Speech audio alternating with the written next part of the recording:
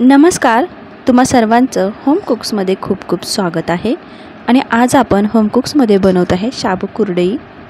तर या कुरडई बनवण्यासाठी आपण शाबूचं पीठ बनवलेलं नाही, अगदी इन्स्टंट अशा शाबूच्या कुरडया आपण बनवत आहे। त्यामुळे हा व्हिडिओ शेवटपर्यंत नक्की पहा आणि दिलेल्या सर्व टिप्स फॉलो करा, त्यामुळे तुमच्यासुद्धा अशाच मस्त अशा कुरडया तयार होतील।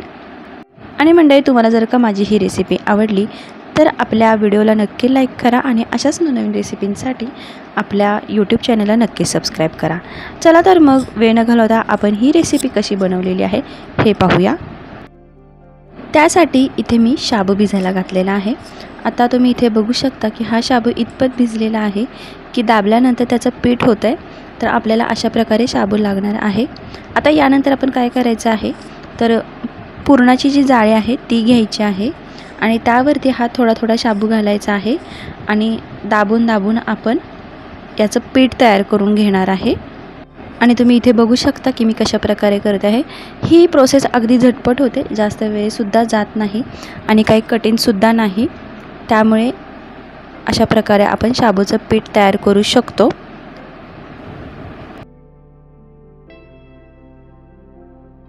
आणि तुम्ही इथे बघू सुद्धा शकता की कशा प्रकारे याचं पीठ पडलेलं आहे। तर या प्रकारे आपल्याला सर्व शाबू बारीक करून घ्यायचा आहे। तर इथे मी पावशर शाबू एकदम बारीक करून घेतलेला आहे। अगदी हातावरती सुद्धा गुळगुळीत असं याचं पीठ तयार झालेलं आहे। आता यानंतर आपण यामध्ये उकडलेला बटाटा घालतोय। तर इथे मी समप्रमाणामध्ये घेतलेला आहे। जर का पावशर शाबूचं पीठ असेल तर आपण पावशर बटाटा घालणार आहे। तर बटाटासुद्धा याप्रमाणे आपण किसून घ्यायचा आहे की ज्यामुळे बटाट्याच्या कुठेही गुठळ्या राहणार नाहीत आणि एकसारखं पीठ तयार होईल। तर मी पावशर बटाटा याच प्रकारे बारीक करून घेणार आहे। आता या ठिकाणी तुम्ही बघू शकता की हा बटाटा आहे आणि बटाटासुद्धा एकदम असा गुळगुळीत बारीक झालेला आहे, कुठेही याच्यात गाठी राहिलेल्या नाहीत। या ठिकाणी महत्त्वाच्या गोष्टी आपल्या तयार आहेत, शाबूचं पीठ आणि बटाटा। यानंतर आपण शाबूचं पीठ आणि बटाटा पूर्णपणे मिक्स करून घ्यायचं आहे, एकदम एकजीव करायचं आहे की कुठेही बटाटा वेगळा किंवा शाबूचं पीठ वेगळं दिसायला नको। पण त्याआधी आपण यामध्ये घातलेलं आहे मीठ, म्हणजे मीठ व्यवस्थित सर्व कुरडयांना लागेल। तर थोडंसं हे हाताला चिकट जातं, पण पाण्याचा वापर वगैरे करायचा नाही, नाहीतर ते जास्त पातळ होतं। आता यामध्ये बटाट्याचं जे प्रमाण आहे ते आपल्या आवडीनुसार आपण कमी जास्त करू शकतो। जरा जास्त घेतलं तरी चालतं किंवा थोडंसं कमी घेतलं तरीसुद्धा चालतं। तर तुम्ही इथे बघू शकता की मी कशा प्रकारे करते आहे। आता या ठिकाणी आपण आपल्या आवडीनुसार हिरवी मिरचीसुद्धा बारीक करून घालू शकतो किंवा लाल तिखटसुद्धा घालू शकतो। आपल्या ज्याप्रमाणे आपल्याला ज्या चवीच्या कुरडया हव्या आहेत त्या चवीच्या आपण करू शकतो।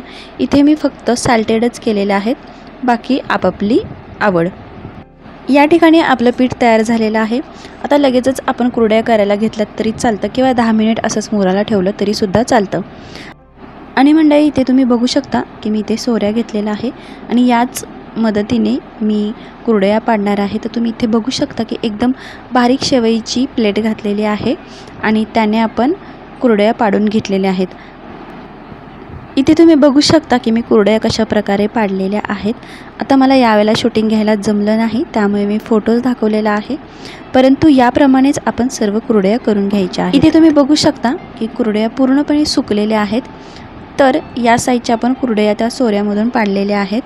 आता या कुरडया व्यवस्थित उन्हामध्ये सुकण्यासाठी आपल्याला पूर्णपणे 2 दिवस गेलेले आहेत आणि तुम्ही इथे बघू शकता की एकदम कुरकुरीत अशा कुरडया सुकलेल्या आहेत।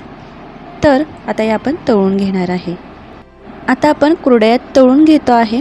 तर त्यासाठी इथे मी एका कढईमध्ये कुरडई बुडेल एवढंसं तेल घातलेलं आहे आणि तेल एकदम व्यवस्थित तापू द्यायचं आहे आणि त्यानंतर कुरडई घालायची आहे। तर मंडळी, तुम्ही इथे बघू शकता कुरडई तेलात टाकताच पटकन वरती फुलून आलेली आहे। तर अशा मस्त हलक्या फुलक्या आणि कुरकुरीत अशा आपल्या कुरडई तयार झालेली आहे आणि थोडीशी वेगळी रेसिपी आहे। तर मंडळी, कशी वाटली आपली रेसिपी मला कमेंट बॉक्समध्ये नक्की सांगा। आवडल्यास तुम्ही ट्राय तर नक्की करून बघा आणि अशाच नवनवीन रेसिपींसाठी आपल्या होम कुक्स या यूट्यूब चॅनलला नक्की सबस्क्राईब करा। चला तर मग भेटूया अशाच आणखीन एक नवीन रेसिपीमध्ये। तोपर्यंत बाय बाय।